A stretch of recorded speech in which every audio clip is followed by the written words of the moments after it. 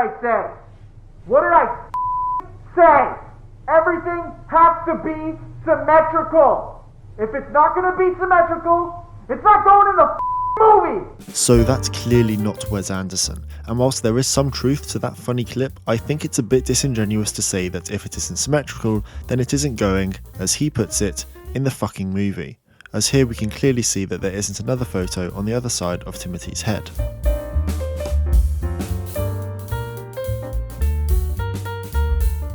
Okay, so in all seriousness, to start the video properly, I think a lot of the magic of filmmaking has been lost since we entered the digital world, and that magical quality appeals to me. The magic of cinema is very important to me.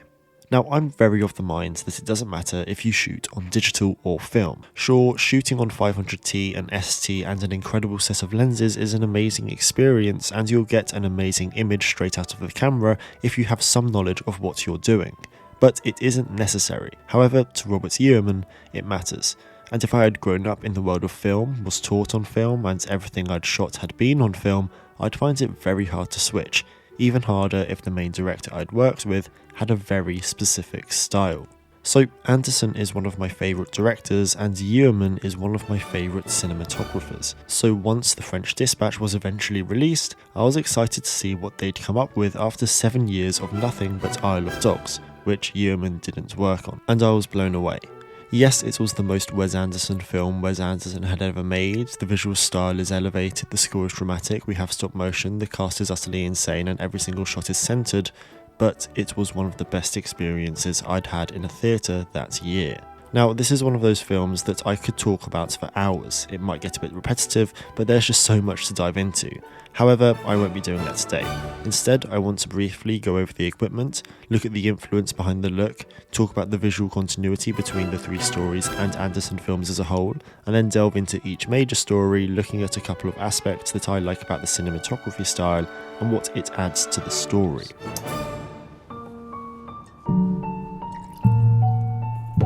So, to speed through the equipment really quickly, Yeoman opted for the Aricam LT, ST and Ariflex 235, some of Ari's most reputable and lightweight cameras perfect for most situations, and paired them with Cooke anamorphics, Cooke S4s and Zeiss Master anamorphics, of course using the S4s when he needed a spherical lens and the others in any other scene. Both of the Cookes have a beautiful vintage quality perfect for any Wes Anderson film, and the Zeisses are near optical perfection. As for the stocks, Yeoman stuck with Kodak Vision 3200T 5213 and Eastman's XX 5222, both Kodak and both stocks that are incredibly well regarded in their ability to shoot in a wide range of settings. In North Africa, I caught a bullet in the tail.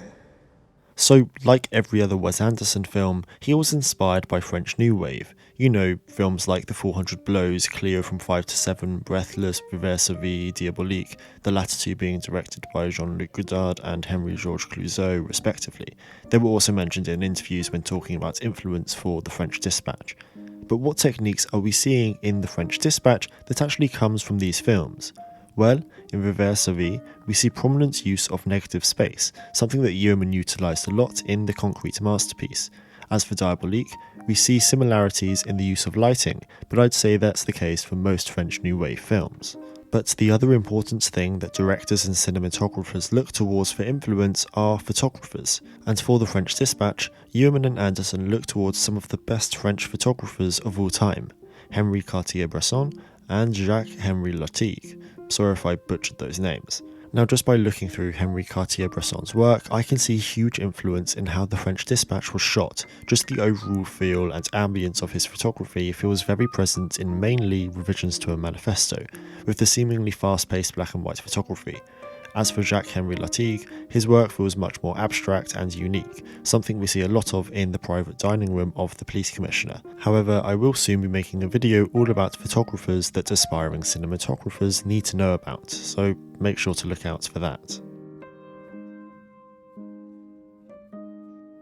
Now, before I delve into each of these stories, I want to look at what the constants are.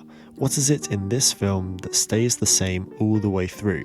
And we can kind of split it into a couple of parts: colour and aspect ratios. So beginning with colour, or the lack thereof, each major part of The French Dispatch uses both a black and white colour palette as well as a colour one, and this is something that we have seen from Anderson before, namely in the Grand Budapest Hotel, but he also used a lot of desaturation in a few scenes of Isle of Dogs. Coming back to The French Dispatch though, Yeoman originally intended to shoot most of it in colour. However, after watching a couple of the XXX takes in the editing room and liking the striking look, grain and contrast, he chose to shoot more and more of the film in the monochromatic palette. But that isn't the only thing that stays the same throughout the film, as the switches from 1.85 to 1 to 1.33 to 1 to 1.66 to 1 and even 2.39 to 1 is something that we rarely see outside of a Wes Anderson picture, but it's something that allows Yeoman and Anderson to elevate the storytelling to the next level, as unlike other directors and cinematographers, the framing is always the same in Anderson's films: central. Now that that's over, let's get started on my favourite of the three stories, the concrete masterpiece. So, the concrete masterpiece is my favourite of the three stories. I think it's the best presented, most beautifully shot, and has some of the best acting in the entire film. It's also the deepest from both a storytelling and theoretical standpoint, but that's an idea for a completely different video.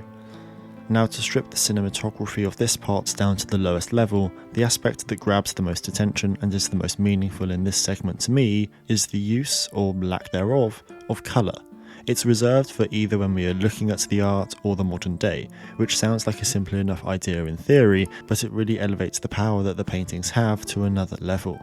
You'll note that this technique follows us through the movie, however in both revisions to a manifesto and the private dining room of the police commissioner, it's used much more liberally and isn't as reserved for a certain moment. Like colour to the concrete masterpiece, in revisions to a manifesto, aspect ratio is used to tell the viewer that this is a heightened moment in the film. The switch from 1.33 to 1 to 2.39 to 1 is significant, but it's a great way to further tell a story through images. The story is now opening up, and it's what they've been talking about all along, and making that switch, as well as going to anamorphic, only enhances that. Now, I know I said the concrete masterpiece is my favourite of the three stories, and it is, but the private dining room of the police commissioner has my favourite sequence in the entire movie, and I'm sure you've guessed it, it's the animated police chase. So this stunning 2D animation is what brings this film to the next level from a visual standpoint from the Grand Budapest Hotel, even though that did have a couple of stop motion sequences. It's this really beautiful French style that reminds me a lot of Tintin and has this absurdist aspect that makes it ridiculously fun to watch. I'd love to eventually see a feature or even a short from Anderson in this style. I feel like there's so much more to talk about regarding this film, but without wanting to go overboard, I want to cut it here. I think this is easily the best film we've seen from Anderson and Yeoman from a visual standpoint, although Rushmore still reigns supreme for storytelling for me. The mix of colour and black and white, aspect ratios, lighting and animation all merge to create something recognisable yet completely new. Like I said in the beginning, it's the most Wes Anderson film Wes Anderson has ever released. Until Asteroid City. Maybe. If you'd like to check out my video on the Grand Budapest Hotel, I'll link that below, and make sure to leave a comment with the Wes Anderson film you'd like to see me break down next. Anyway, I hope you enjoyed this video, and also if you did, if you have a recommendation for an analysis, leave it down below. Thanks so much for watching, and maybe I'll see you next time. Bye!